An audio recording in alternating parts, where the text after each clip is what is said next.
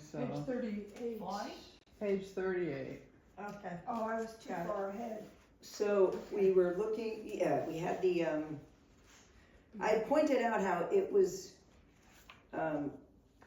we began the whole book of Mark with John the Baptist, and then the ministry of Jesus that began after that, and he began in the wilderness, and then after that began his ministry, and we sort of see kind of another sandwich here. We have the bread in the beginning of chapter 6, or beginning through the middle, was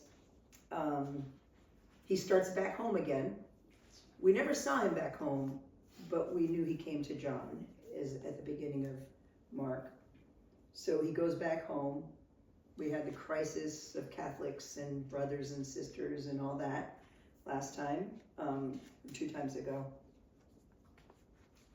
And then he sends his disciples out to start their ministry. And then we resume the story of John the Baptist. And, you know, we knew he was imprisoned.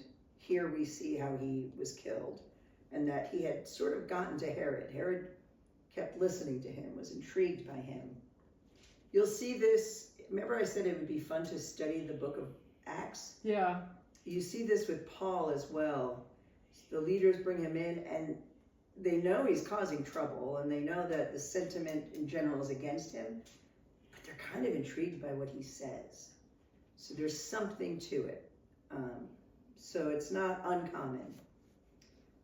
So we find out, you know, unwittingly, he ends up being the one responsible for killing John the Baptist. Then we pick up where we're going to, what I said, hope to finish. There are 3 different sections in the end of chapter 6. It's kind of a long chapter, right? It goes 56 verses, which is long.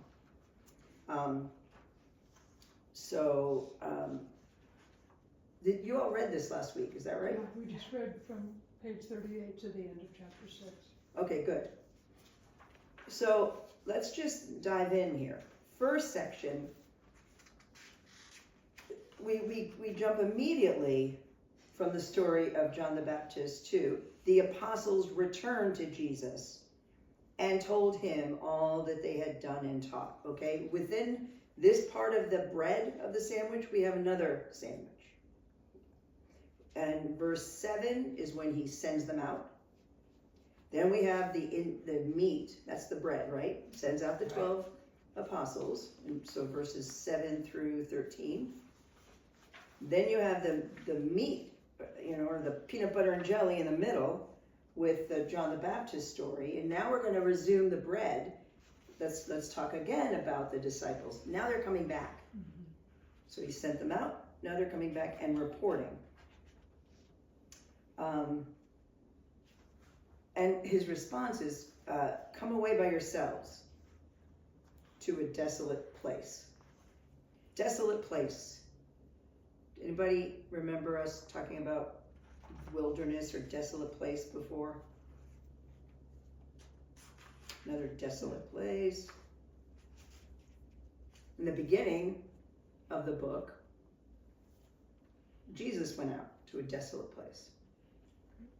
Even before that, John was in the wilderness preaching. Who went out first? Jesus. Well, Before John. I'm talking before John. You mentioned somebody else. Jesus, sorry. Okay. But Thank yeah. He went out and that's where the temptations happened. Okay. And wilderness is a big theme in the Bible. You know, remember the story of when Moses goes to Pharaoh and let my people go, and it's a big scene and 10 plagues, and then they go on this circuitous route and end up having to spend 40 years there. And I think we've talked about this fairly recently, how they were given manna every day, right? They couldn't save it up. Right. It was a daily provision. Nothing, you know, there's no fancy food. This is not a Michelin star meal, but it's it sustains Fed. them, right? And you see the wilderness as both a place of trial, as in the temptations, but also a place of rest, a place where you can kind of get away from all the hubbub of the world. So it has almost a purifying effect. It strips you down to the basics. So I assume, because of how prominent a theme it is. Oh, and the prophets bring up the Exodus theme comes up in the biblical prophets, the Old Testament prophets. In Isaiah, it talks about, which is what John, at least one part of what he quotes from, that God's going to make a way in the wilderness. He's going to flatten the mountains and raise up the valleys, and you're going to go that way. So this idea of a wilderness, of being away from here to there, there's something happens. You were one way before, and then after you're another. It affects you. So, it's, could be a trial. It can be, in this case, he's saying go rest. Rest a while. Go to the desert and rest. And then Mark tells us one of the reasons that Jesus said that. You see that in verse, the end of 31. Many were coming and going, and they had no leisure even to eat. So we have two pronouns without exactly identifying who's who. What do the many? So that's the sentence. For many were coming and going, and they had no leisure even to eat. So we have to figure out, well, who does Mark mean by the many, and who does Mark mean by the they? All right, can you see that?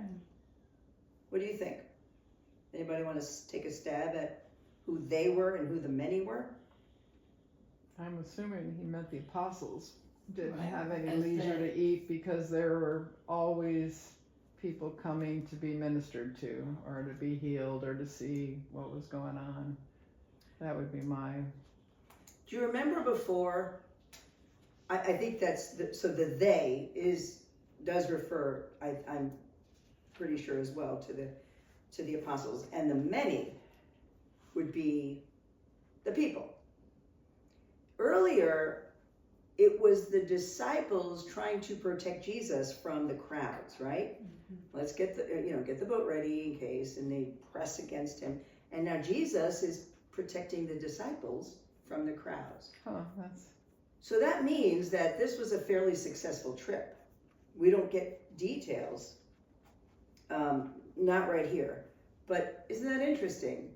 They have apparently, again, that Jesus begins his ministry in chapter 1. The disciples begin it in chapter 6. They both have the same effect on the ones that they meet with and talk to. Now people are coming to them. So they went away in the boat to a desolate place by themselves. In a boat, desolate place by themselves. You get that idea of like the world is going away. We're getting in a boat. You can't fit crowds in a boat. We're going to a desolate place. By definition, it's not, nobody's there. And then, in case you missed it, by themselves, they did that. Now, many saw them going and recognized them. And they ran there on foot from all the towns and got there ahead of them. Whoops. There we go. Forget that desolation, huh? Yeah. And now it's back to, again, not identifying by name. We have another pronoun. When he went ashore, he saw a great crowd. And he had compassion on them, for they were like sheep without a shepherd. Sheep are apparently really dumb animals. Pretty helpless. They fall over, they can't get up. They don't know which way they go. That's why we have border collies trained to corral them and move them and get them where they need to go. So sheep without a shepherd are a sorry lot. Mm-hmm. And he saw them, and that's what he felt like they need us. So he began to teach them many things. And when it grew late, his disciples came to him and said, "This is," third time now, "a desolate place." 3 times in just, what is that, 8, 10 lines of text, at least in my Bible. And the hour is late. Send them away to go into the surrounding countryside and villages and buy themselves something to eat. Okay, what do you think about that idea? Good idea. I think it's a good idea. They're in the desert. You know, there is no food. Yep. So, you know, hey, it's getting late. If you don't send them off now, they're not going to get anything to eat. They're far enough from home, they have to go to the villages that are nearby. Maybe that's where they came from, but maybe not. You know, they may have to go to an inn there to eat. So it's not a bad idea. And Jesus says, you give them something to eat. Okay, put yourself in the apostles' shoes. You're not stupid. You've just traveled all around. You're even wiser than you were probably a week ago. You say, it's getting dark. You got to send them home so they don't starve and they don't die of thirst. Send them out. And he says, you give them something to eat. They don't have anything, but you give them something to eat. How do the disciples respond? Shall we go We and only buy have- and go to the Food Lion and? Yeah, how much money? So you have, 7 loaves of bread or something. Yeah. yeah, but they're like, yeah, you have enough money for us to go to the villages? You know how much you need for all these people, which we later find out are 5,000. You know, it's a little snarky. Maybe a little too wise they were feeling, a little too big from their big trip coming home. But they're right. That's an unreasonable request.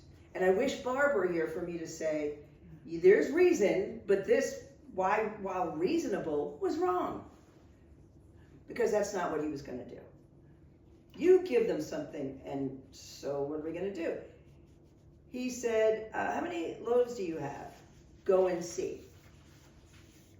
And when they had found out. So that's an interesting phrasing. Again, lots of pronouns. How many loaves do you have? Go and see. And somehow they find out. So this is not apparently what they brought in the boat.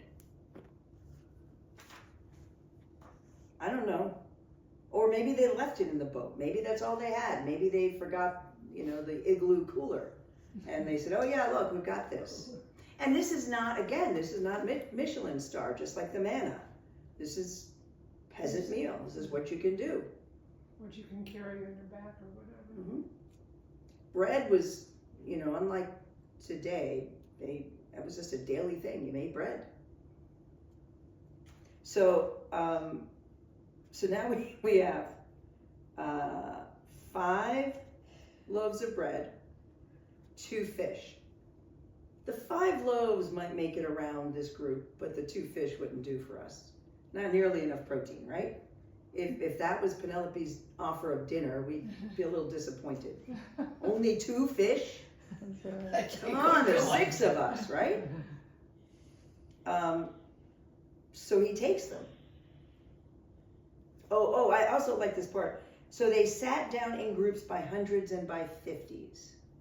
And they had 2 fish. Only 2 fish. But why are they grouped in that? I was wondering that. I don't know.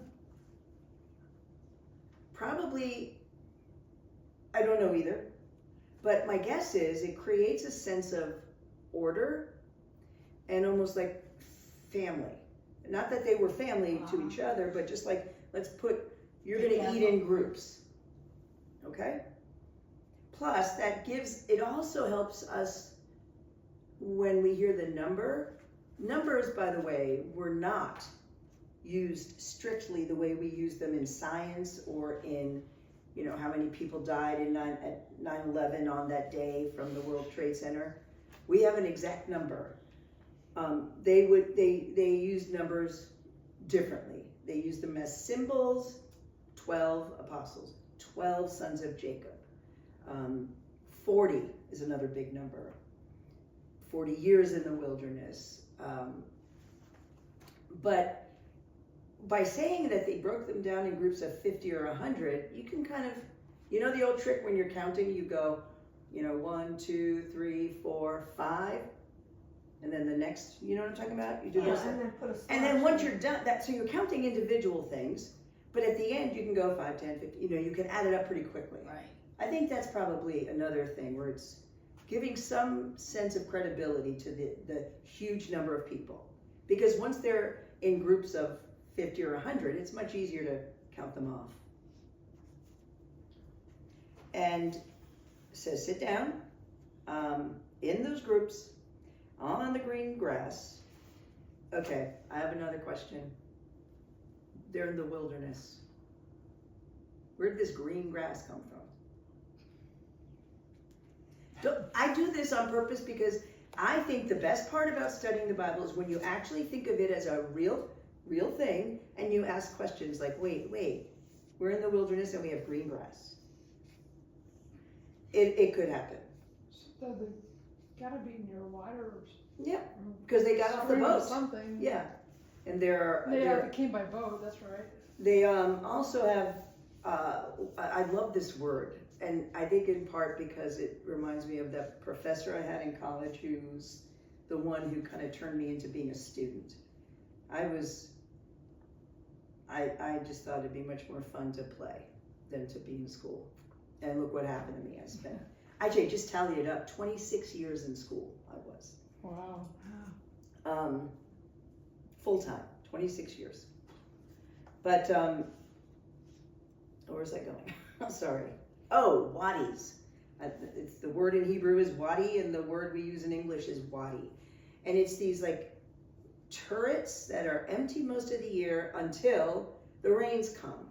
And then they water it, and then you have green.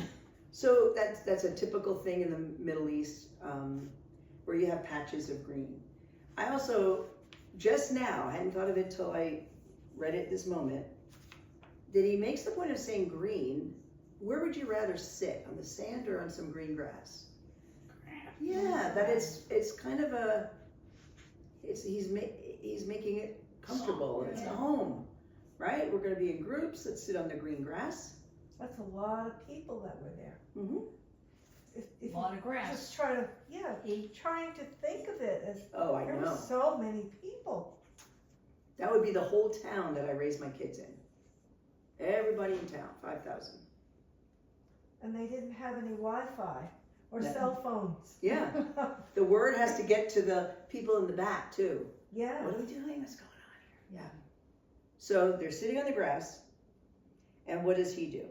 Takes the 5 loaves, 2 fish, looks up to heaven, said a blessing. Baruch atah Adonai Eloheinu. What's the next thing?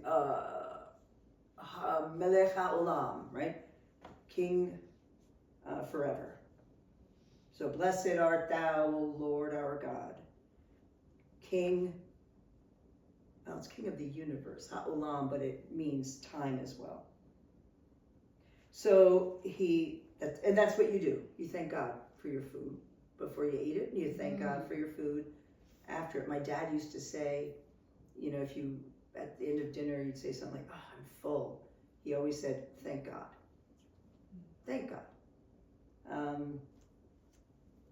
So they all ate and were satisfied, and they took up 12 baskets full of broken pieces, and, the baskets were full of broken pieces and leftover fish. And those who ate the loaves, sorry, I missed this part, 5,000 men. Oh, All men. all men. Well, they're not all men, but you would count by men. I'm gonna say that you won't count, the women didn't count. Well, it wasn't so much they didn't count, it was just yes, in some cases they didn't count. Yeah. I don't think that's the case with Jesus. I just think that's a handy notation. So for every man, there were some kids and some women. So if there are leftovers, tell me what that means.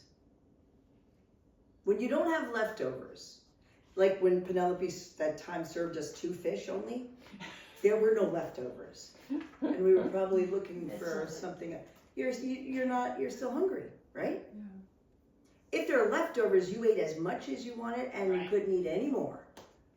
So they go from nothing to this. I just think it's a great story. It comes up again. But now we have another Mark thing. Immediately. And immediately he made his disciples get into the boat and go before him to the other side, to Bethsaida, while he dismissed the crowd. That's interesting. You see the role reversal? Jesus was teaching in the boat, and the disciples were kind of guarding him from the shore. Now he says, you go in the boat. He's serving them. He fed them. He sent them to get rest. So, and he took care of dismissing the crowd. And then, after he'd taken leave of them, he went up on the mountain to pray. You know, if anyone was holy, Jesus was, right? And yet he needed to pray. I fear it just tells you more about me than I care to disclose, but I sort of think, well, if you're already close to God, then you don't need to pray that much. But Jesus, who was God himself, prayed. And I was thinking about that this morning, and I thought, because he loved spending time with his Father. You know, that when we recognize that Jesus loves us, that God loves us and wants to spend time with us, not out of, I often thought about, like, I may have mentioned this, I told my ex-husband, don't ever get me flowers or chocolate or anything on Valentine's Day. It means nothing, because you're supposed to do it. You want to show me love in some kind of gift? Surprise me, not. And I think that often, well, I pray because I'm supposed to. And I'm not sure that, I know God's gracious and honors that as well, and blesses me regardless, but ultimately, we want to get to the point where we want to be with him and spend time with him and are loath to walk away and enter back to our world. Anyway, I just thought of that this morning, that he wanted to spend time with his Father and needed it.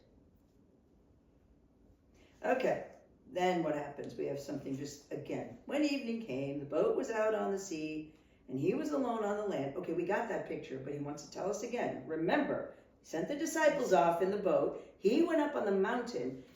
I'll bring, I don't have it here. It's in a storage.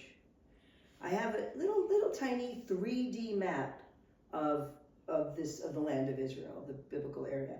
And you could see how the mountains were right next to the plains and next to the wilderness. It's an unusual topography. But in case you missed it, Mark's telling you again. Okay, they're in the boat. He's on the land.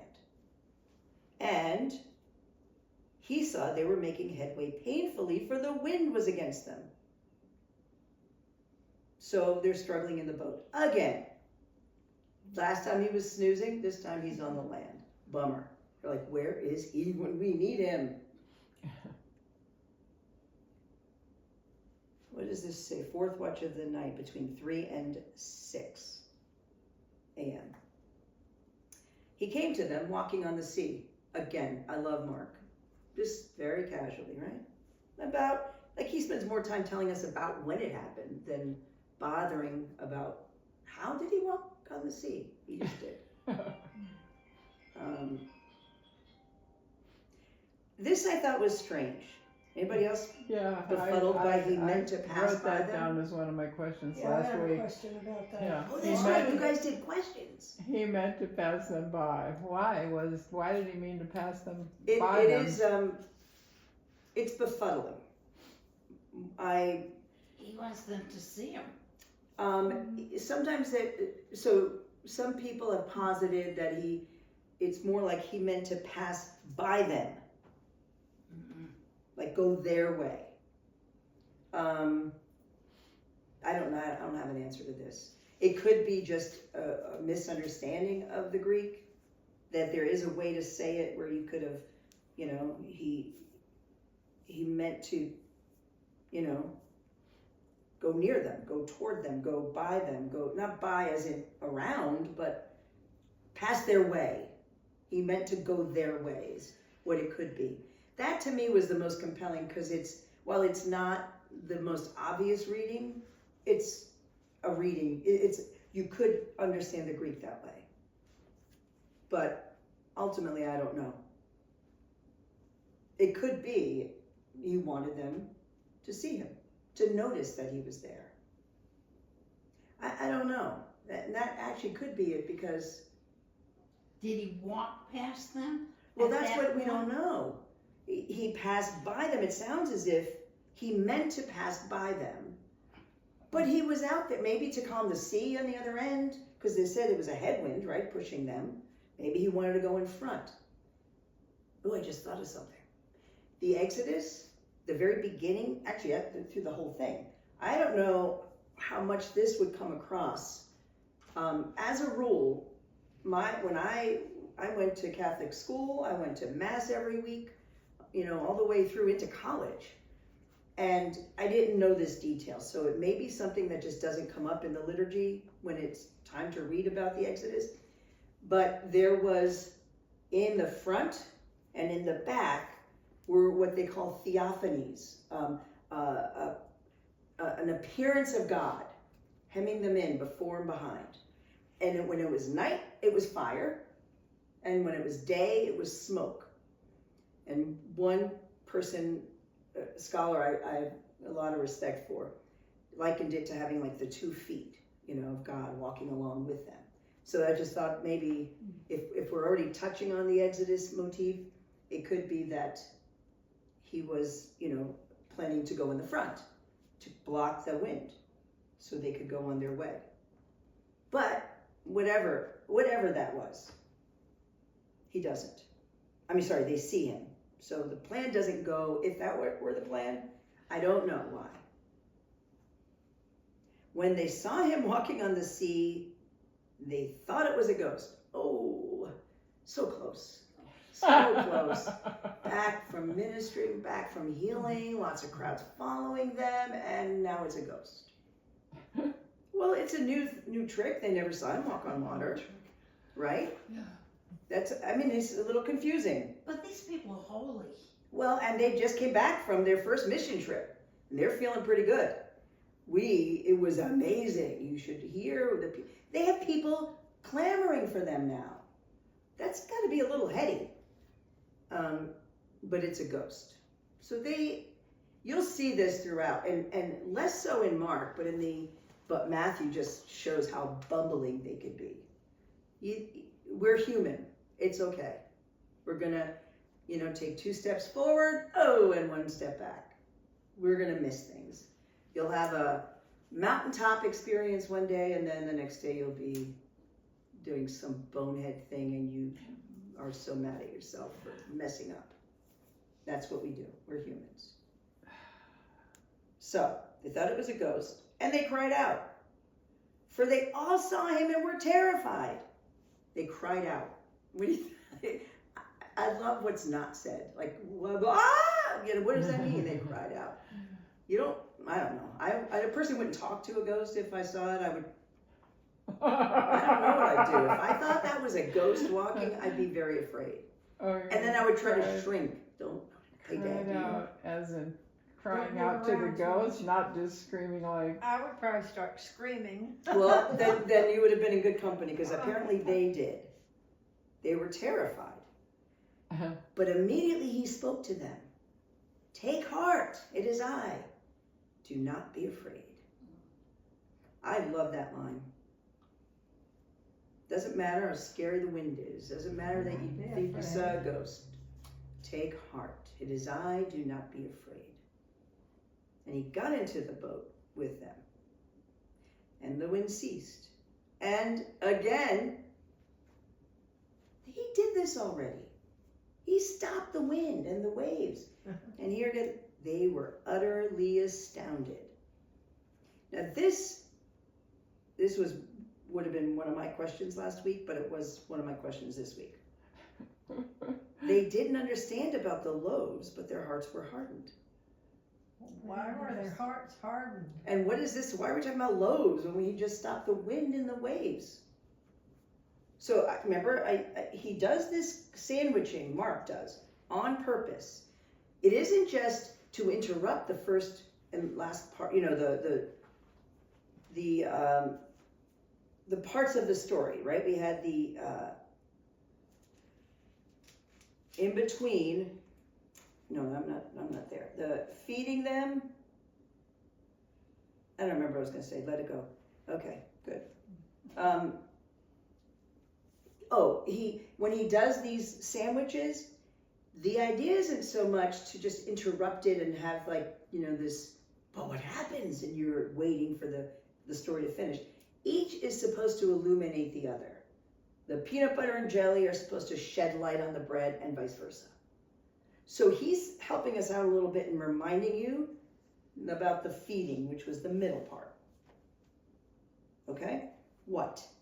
Actually, I don't know why I said it's the middle part, because I didn't see three things here. Oh, I guess it would be walking on water, and then he's healing again. So you have this teaching, healing, ministry, walking on water, and then again we have healing. So we're guessing. It's okay to guess as long as you kind of do it look for clues. They didn't understand about the loaves. What could that mean? What didn't they Well, understand? there was 5,000 people, they only had 5 loaves. Yeah, And they really didn't understand how everybody got fed. right. There was enough. And there was leftover, And right? leftovers. 12 baskets left over. Yeah. That's a lot. What is the answer? How did all those people get fed? Jesus did his miracle. It was a miracle, right?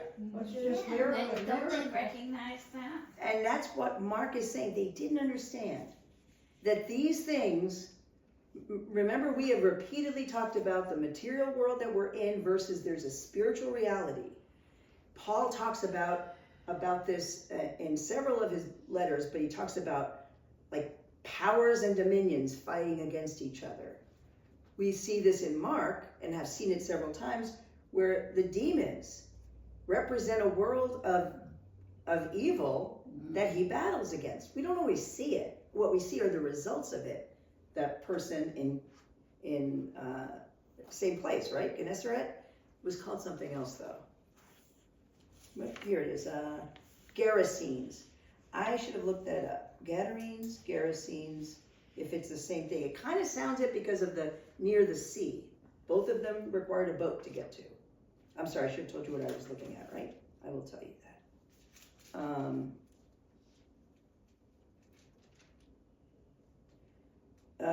Beginning of chapter 5 is where they get out of the boat, and remember the guy with the legion demon came up to him, and the apostles decided, let's just hang back here a little bit.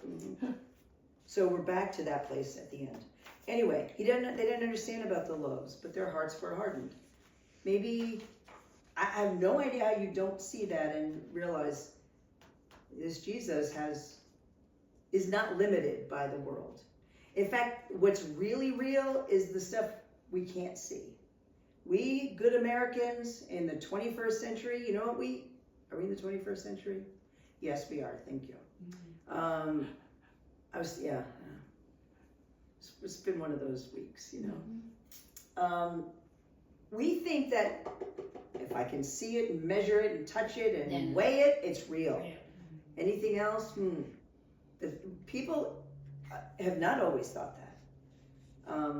Plato famously thought these were just reflections of he had this theory of what he called theory of forms.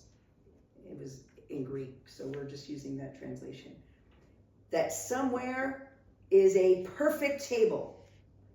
And this is merely one reflection of that. Perfect table. There's a perfect one somewhere. and we are, imperfectly reflect that. So, but we're not like that here. We're science. We believe in things that you can measure and see and touch. But I bet you it wouldn't take too long to do some thought experiments to realize, no, you actually believe that things you can't see are real. For example, grief. I cried a lot 2 days ago, all day. That was real to me, but I can't touch it. I can't weigh it. I can't measure it. It was just somebody I love dearly who died. That was very real. You know this in your own lives, right? And they're not quite getting this. And their hearts were hardened. It's, they'll get it. But you know when they'll get it? Not till Pentecost. They try. They get so close sometimes. And then they blow it. Just like this pattern. They come back feeling pretty pumped. And then they don't recognize how Jesus transcends the bodily, the physical. What are 5 loaves to him?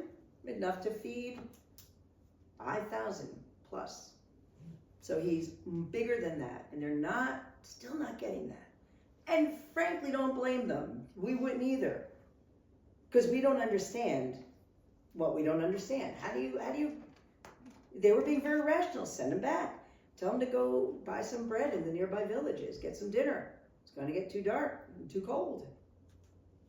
So that's what I think. I think you often have things that you should have known because of what just happened. They still didn't get it.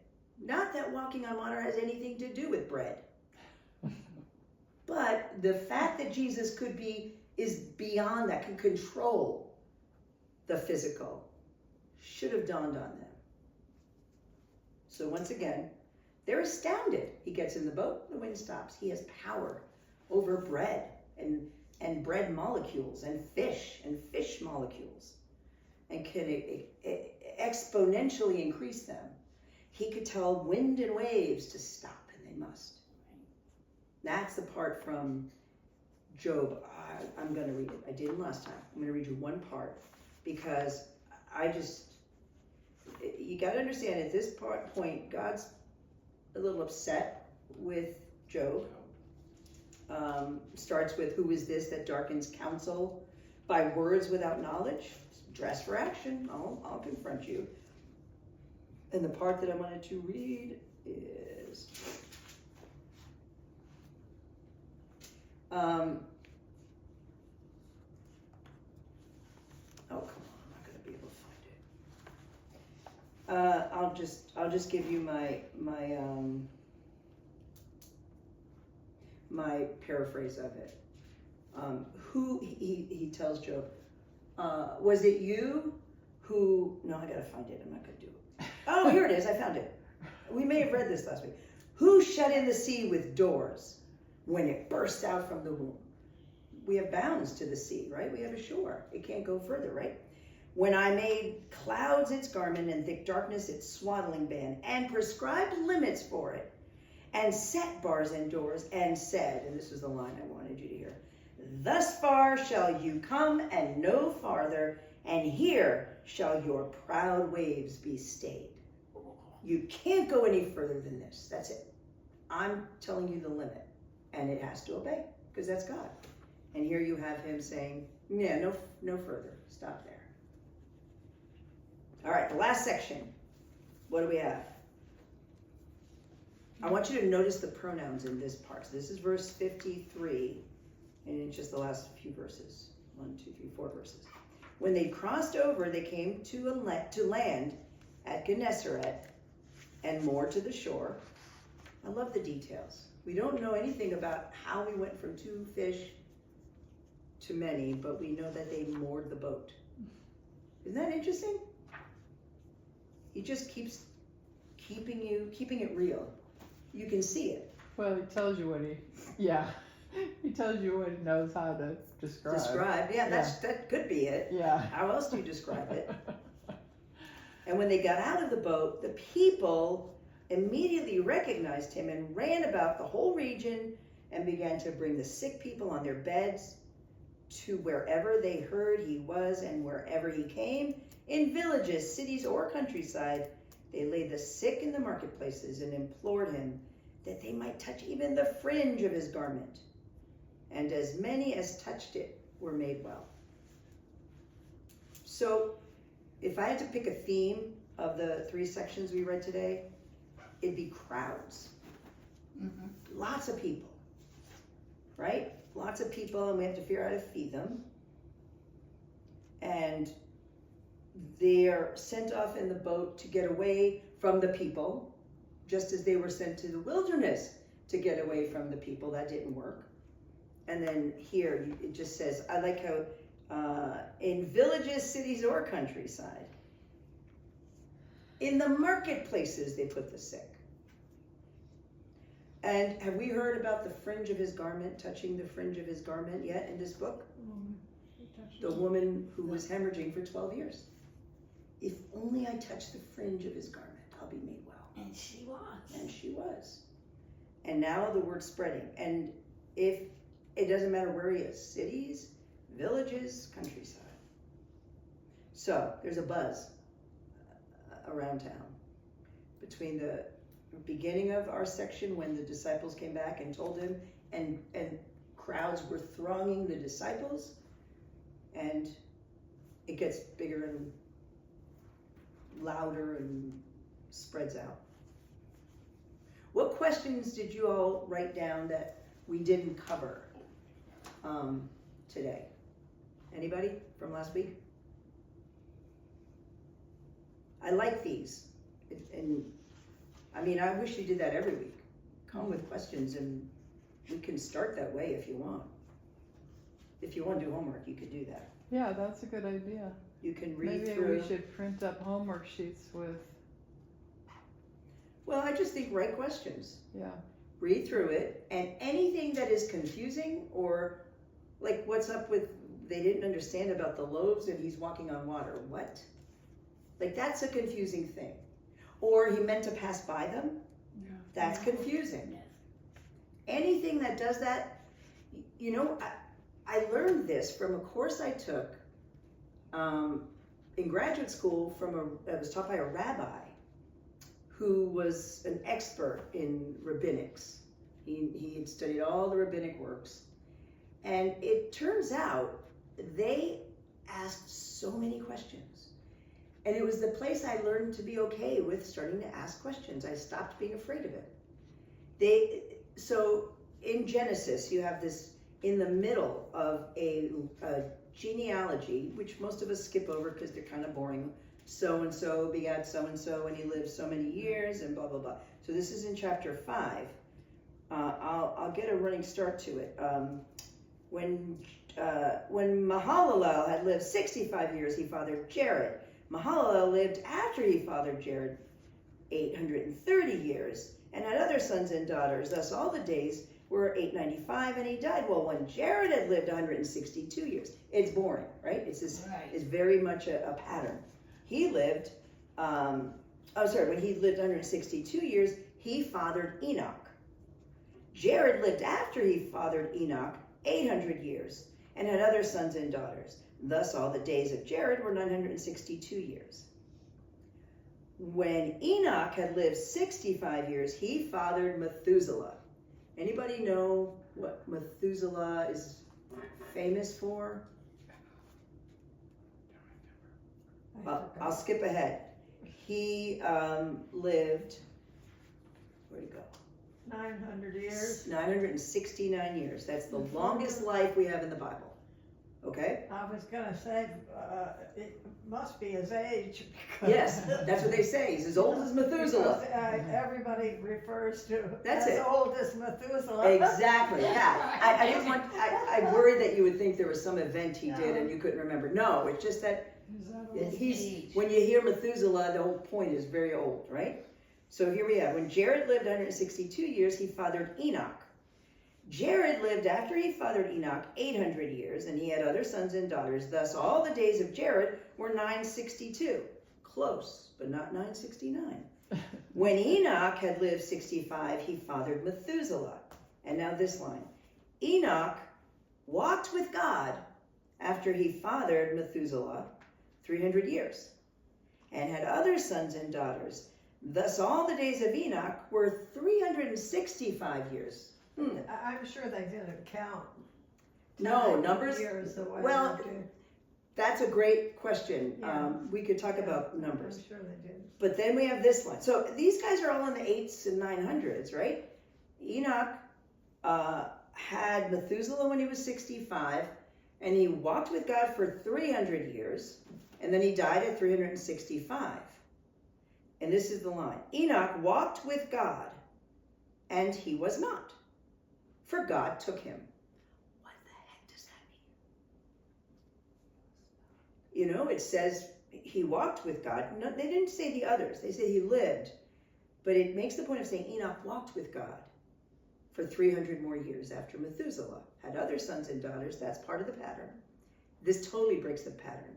Enoch walked with God and was not, because God took him. It's very terse in the Hebrew. He was and he wasn't, because God took him. So that same professor I mentioned who taught me about Wadi told me this little riddle. The oldest man who ever lived, who's that? Methuselah. Methuselah. Died before his father. His father was Enoch. Enoch didn't die. God took him. Oh. So it's a little riddle. The oldest man who ever lived died before his father. Anyway, so That's interesting. but I bring that up because do you know how much the rabbis wrote about Enoch? Trying to figure this out? It's just, and they were fearless. They had some really crazy ideas. But it taught me that, okay, when things are weird, you don't just say, well, it must be some spiritual thing happening.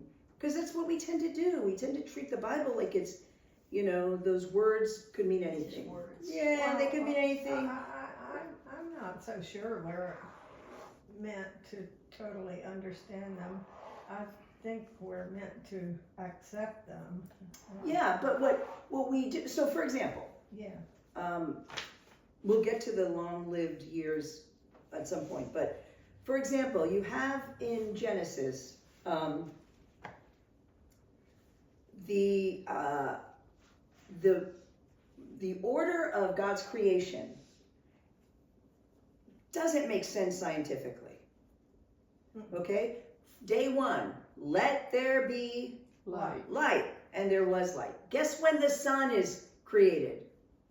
Day 4. Wait, what's the light coming from? Well, spiritual light.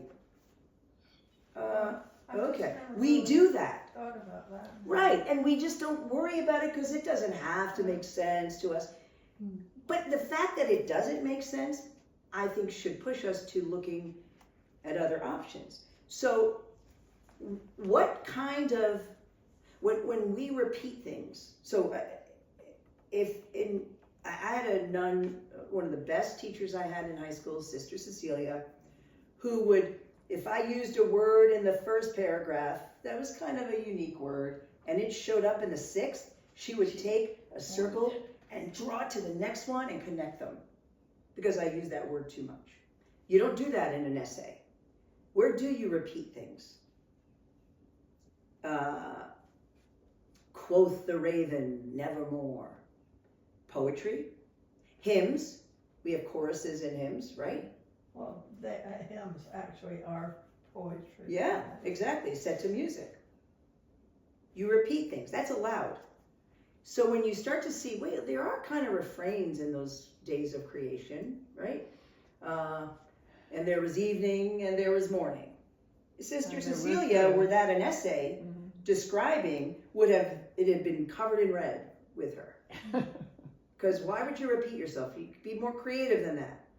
But maybe it is something else. Maybe it's sort of poetic in form. And if it's poetic, let's look at the order of days. this will be easier done if I could show you on paper, but I'll do my best using my hands. Day 1, light and darkness, right? Right. Day 2, let's get our crib sheet out, but you guys don't have your whole Bibles here. Feel free when you're up to it to bring a Bible if you have it. So you have day 1, light and darkness. Day 2, I'll make myself do it. Nope, day 2 separates water above from water below. Okay, which is strange. So the idea was this was all chaotic and watery mess. Where's the light? Don't know. But that's not the point. Creates light and darkness. And then the next day, the way it says it, let's find it. Let there be an expanse in the midst of the water. The word in Hebrew is the same word that they use for taking metal and hammering it to be like a plate. Taking some lump of metal and thinning it out. Is that the parting of the sea? No, vertically though. Yeah. So what he's doing is, you have this thing in the middle, Okay. and then it goes up. And you know, the sky kind of looks like that could be water, and water comes down from the sky, right? And then the oceans, we have water below. So he creates sky in the middle. So now you have ocean, heaven, and in the middle you have an open space. That's day 2. Day 3 is when he says, okay, all this water, we need to do something about that. Separates. The word separate comes up again and again in this account. He separates the water from land. So on day 3, instead of all water, air, water, or sky, you now have earth and water, seas and water. Okay, light and day on day 1, guess what day 4? Its counterpart. I'm giving you the answer already. 1, 2, and 3 sort of set the stages for the actors who are coming in. And the actors who are in charge of the stage, who are ruling it, come in the same order, 4, 5, 6. So day 1 is day 4. What happens on day 4? Sue, take it away. What does he create on day 4? The land, the fruit and the seas, the fruit, No. The, vegetation.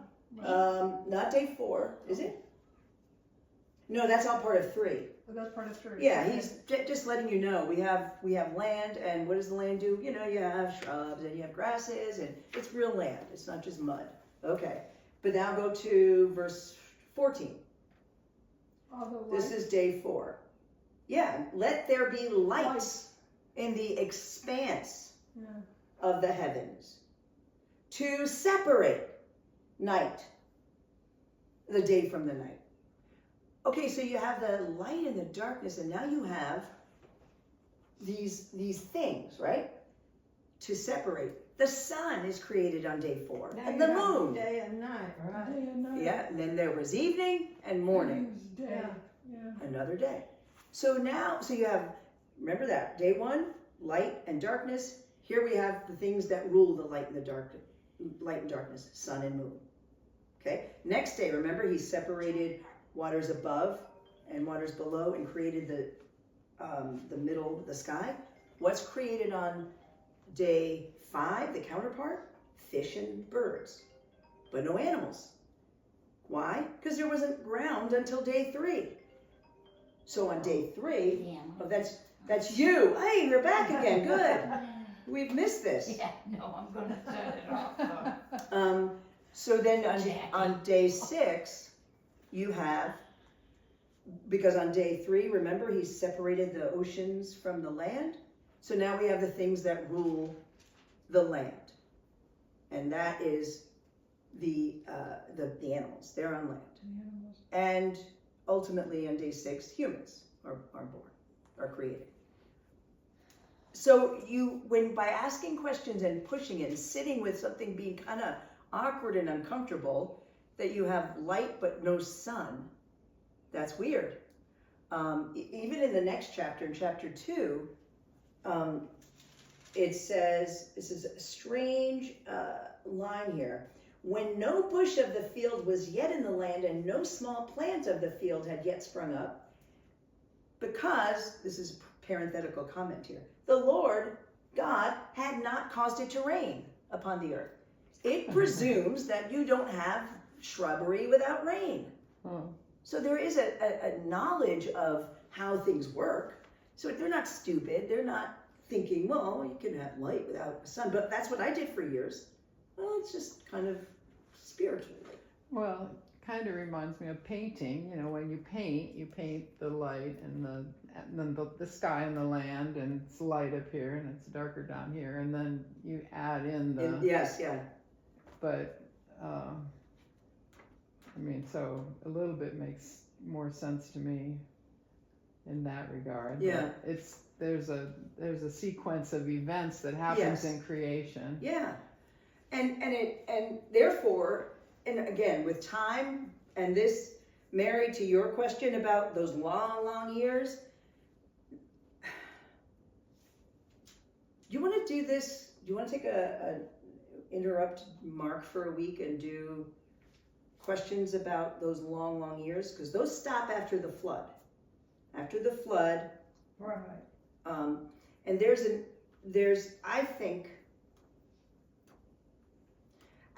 I'll just give you what I think it is. I think that you kind of have everything that happened before the flood was way back then.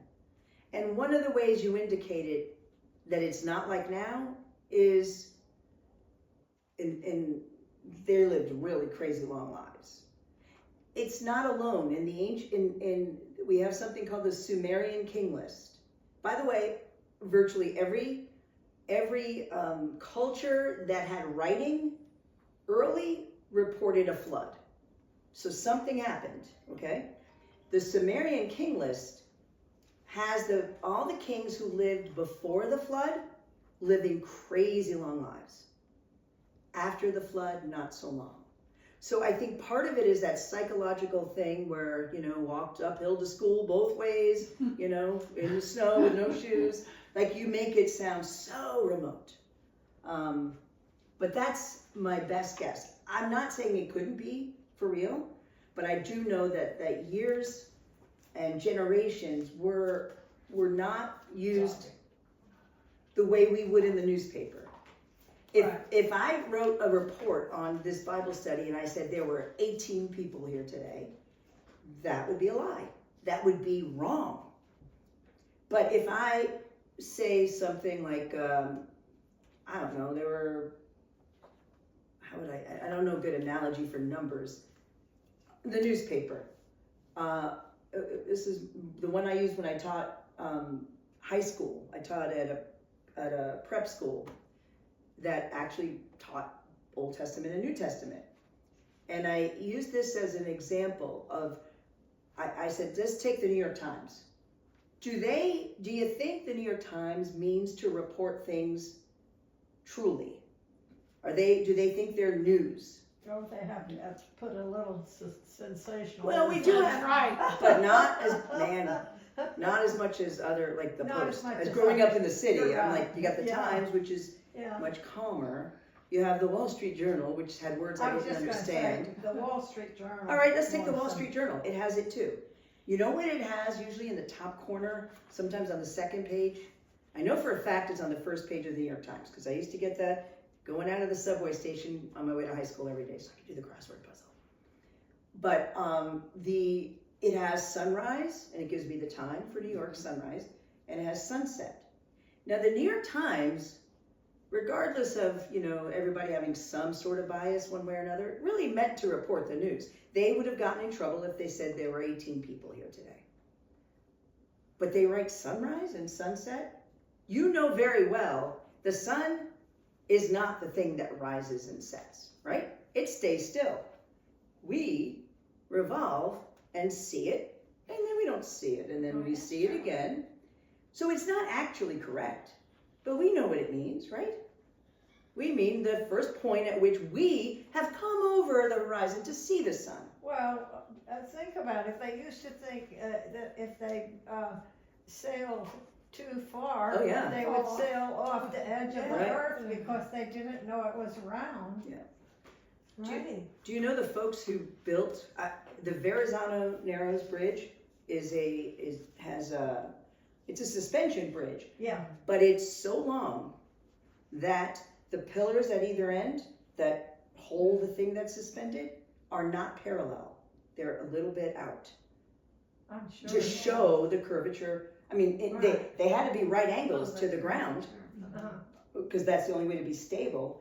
But because they were so far apart, even though I could see from one end to the other, the curvature of the earth was already in play. So yeah, eventually we figured it out. I don't know that I would have, but I'm glad other people did. Anyway, my point is we use words in a way that we understand. Right.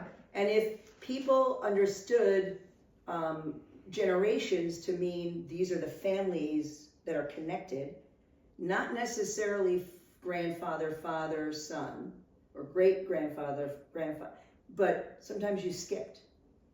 That was fine. They didn't see that as an affront any more than we see sunrise and sunset as, what? What's going on with the New York Times? They've just lost their mind. They're pre-Copernican now. They think that the sun revolves around us. You know, we know that is not what it means. So it's always or in New England. Where do you're in? Yeah. Massachusetts. Yeah. What do they say? That's wicked good. Wicked and good. Well, it just means very in New England. Wicked good. Wicked bad. But if you're not from there, you're like, that's kind of weird. It's wicked and it's good, but those don't work. Anyway, it's context. It's knowing what they would have meant by it, and we have our own shorthand too. So, all right. Sorry, it's late, and let me know if you want to do a detour, because then we did pretty thoroughly. Did Genesis? We can keep going. But if you want to read ahead in Mark, the next chapter, we probably won't get through it all, but if you want to read ahead and have questions you just want to know, and maybe I don't know is the best answer I give you, but we could try. But the thing is, once you start doing that, you have to look for, you don't have to, I'm saying what we'll do is look for clues to solve it. And I think that as confusing as the creation account is before you see the connection between day 1 and 4, day 2 and 5, day 3 and 6, you suddenly go, oh, and now it's okay, but it never would have happened if we just said, well, that was spiritual light, it could be okay. So. I don't get the same thing as you get. Okay. I mean, I understand what you're saying. I wish I could get the same transfer from the Bible as you get. Meaning when you... Understanding it like you do. Oh, but you know how many years I put into this? It doesn't come right away. I spent years studying this. I have a degree in biblical studies. I don't either. I don't get a whole lot. But you will. That's the I thing. tend to want to read into it just exactly what it says. Absolutely. And the thing is, it will bless you with just that. Yeah. I'm trying to, that's why I spend time saying, that's kind of weird, what do you think? Because that's something you can do. Yeah. You may not know the answer, but at least you can say, it seems odd. And then the next step is, if that's odd, what are some options for me? And you begin to notice that there are clues. But trust me, I did this in college. I began studying Hebrew and Greek in college and studied the Bible there. And then did a master's in it, and then did a PhD in it. So I better know a lot. But that's the whole point of having groups like this, where what I happen to know, I can share, but I also really want to point out how I learn. And that's why I say, ask questions, ask questions. Ask questions. Because that's the only way you're going to start to notice if you let the text, I don't have say that and you think, why? How is there light without a sun? And that should befuddle you, right? And you may never get to the answer. How many times do I say, I don't know? Because I don't know it all. That's okay. There's mystery. Well, we didn't get to on the 7th day he rested. Yes. It is the crown of all creation. That's like heaven. You get all this stuff and then you get to heaven. Actually, I should have brought that up because even today there was this sense in the passage in Mark that we read. Where I grew up, in the Bible Belt, the people, they did rest on Sundays. They went to church Yep. and like, even as far as cutting the lawns, Mhm. my parents would not do Oh, it. yeah. You did not do any work on Sunday. Nope. I had friends who wouldn't study on Sundays in That's college. right. Yeah, If you read a book, you read the Bible. So, On and there's Sunday. something, oh man, I'm preaching, I don't practice this, okay? I'm terrible, I'm a hypocrite here. But I think there are so many things built into the world that indicate how critical a Sabbath is for us. I think you're right. Gandhi used to take a day off. He studied all religions and he took what he thought was good.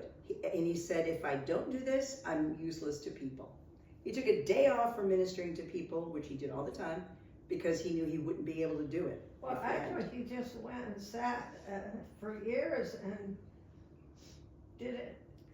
didn't do anything except meditate, right? Well, I don't think for years, but you have that You with don't Paul. think for years? I don't know. I don't think so. The I books don't that know. I've read don't indicate that, I but don't know he either. makes a point He of did a saying. lot of meditating, I know that. Yeah. Anyway, sorry. Sue, do you mind closing us in prayer? Don't mind. Okay. Our Heavenly Father, thank you for this group of study, of interaction, of sharing. Bless us as we go ahead in the week ahead to minister to each other, as we consider our losses of people that we loved this past week that have passed. Give us the strength to do each day in your name and with your guidance. Lift the burdens of our hearts and give us joy in reflection. Amen. Amen. Thank you. Thank you. Yes, thank you. Did you figure out your phone? Uh, Could you do email no, on but I your have phone? help. Could you Yeah. get email on her phone now? Yeah. Yeah, she can get email. Yeah, I can do that. You know how to? I can get emails Good. now. I have a few things taken care of. Karen helped. Penelope. Karen. I'm Karen, that's Penelope. I'm Baby Karen. Baby Karen. Oh, your baby I Karen. have to tell you, I am going to miss this Bible study. Well, that's why I was asking, because if you, I sort of